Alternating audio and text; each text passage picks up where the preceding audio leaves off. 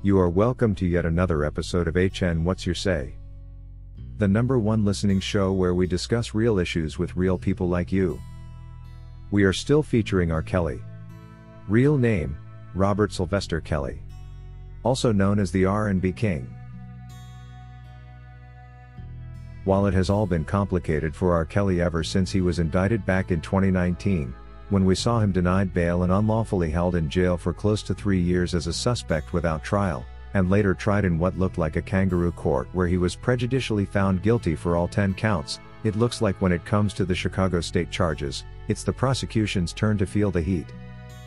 We recently announced in one of our previous video publications how the prosecution will soon be dropping the state charges against the R&B King, and while we are still awaiting Kim Foxx to break the news to the world, it looks like she will not have the liberty to determine when this happens, considering the government has been given a deadline of 14th of November 2022 to let the world know how they wish to proceed with the matter. It's high time they told the world whether they are finally dropping the unfounded charges, or if they prefer to carry on with a losing battle that will only increase R. Kelly's margin of odds to win both the New York and Chicago appeals. Considering this piece of exciting news was first brought to the public domain by one of the government witnesses, Geronda Pace, who could not hide her disappointment in the government's decision to play safe and put an end to the war against R. Kelly, many people assumed it was all simply speculation. However, the court's action of putting a deadline to this reveals the validity of this report, and surely soon, we will be hearing from Kim Foxx herself. According to the court authorities, while the prosecution has a right to choose whether to sustain or drop the charges, they cannot enjoy the liberty of taking their time for as long as they may please, while R. Kelly and his legal team prepare a fight against claims they are not even sure will even materialize.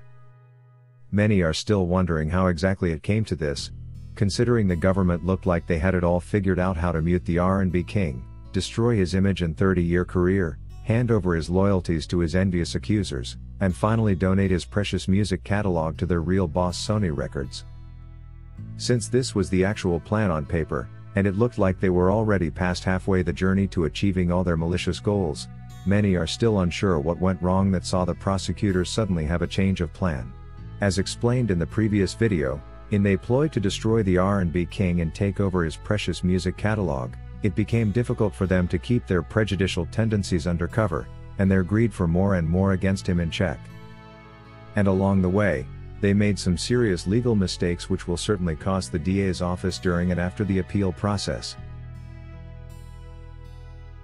When the government managed to influence court to deny R. Kelly bail and hold him as a suspect for a whole 2.5 years in detention, the government prosecutors thought, why not? And in their plan they decided, if we can assert the same energy in influencing the decisions, we could get a landslide win against Kelly in New York and also manage to concoct a few charges here and there, like claiming R. Kelly operated an enterprise, such that we can be sure to get him nowhere less than 30 years in prison for a sentence. When Judge Ann Donnelly, who seemingly serves another master but her country gifted them with this too despite the lack of evidence, they became even more eager to pursue the Chicago trial and hope to influence the system there as well. What befell them in Chicago they found to be not only shocking, but also humiliating, and left their efforts contemptible coming from the DA's office. It was such a shocker to see R. Kelly almost walk away with an all-innocent verdict when he managed to secure more wins than the prosecution. Judge LEINENWEBER, who is reported to have dozed off several times during the hearing, was equally shocked by what had transpired in his courtroom right under his nose, that he could not hide the emotions and made sure to hijack what could have been another 3 innocent counts in R. Kelly's favor, when he misled the jury to ignore the written indictment and draw an imaginary one-off head for them to follow. The details of this were detailed in one of our previous videos. It is therefore no surprise that after all this, the government reps are no longer sure whether they should continue pursuing R. Kelly with even more concocted charges that could later be overturned, adding to their mountain of legal gaffes already committed.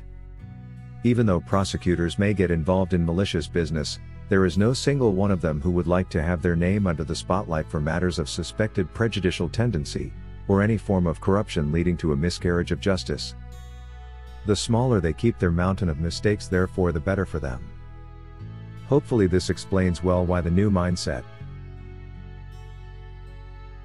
According to Lady Love, This is why I never spoke against R. Kelly. I did not know what to believe. I know that when you refuse to play the game like they want you to, the industry will tear you into shreds like they did Michael Jackson right after he won his case against the same government, and almost succeeded with his Sony vendetta. Perhaps R. Kelly is now complying and they are choosing to ease the pressure on him. How are we to know? I always thought if R. Kelly did anything wrong, then there should be many more in jail like he is right now. I am glad that the state charges are being dropped, and hope that sooner than later, R. Kelly will be completely vindicated. According to Martin, the prosecution has for long enjoyed the dominance in this case against R. Kelly. This way of doing things has greatly exposed who they really are and the government they represent. It's now difficult to convince me that we have a functional government, when such impunity can go unnoticed, or rather be ignored as it takes shape. The good news is God is always watching. Those who judged him wrongly will have their share on Judgment Day. According to Jermaine Knight, this makes one wonder about that guilty verdict in New York. I mean, New York is notorious for getting guilty verdicts. I know firsthand how New York will make you guilty with no proof. I had 5 friends lose to 2 people in the court system here. 2 people they never even came into contact with. It is very easy to lose a case like this one in New York. The DNA idea was going to be easy to sell to the jury after all. As long as it is his DNA, how can New York not convict? He needed a good lawyer and thank God he now has one. DNA presence doesn't mean he did anything wrong.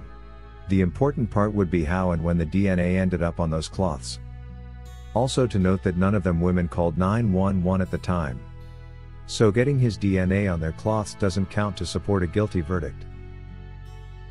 It's nice to know that the prosecution has been given a deadline to make the decision on whether to drop the charges or not. 14th of November is a few days away. We need to get done with this phase and focus on the appeal process. If you wish to take part in a live interview on this channel discussing any of these topics, let us know by emailing us on sashahnnewsroom@gmail.com for scheduling. That is all we had for you today on HN What's Your Say? To keep updated whenever we post a new video, subscribe to this channel now. Also remember to hit the bell icon and enable notifications. And feel free to share your opinions with us in the comment section below, and let us know if you would like us to publish your views in our next release. We value all our subscribers' opinions.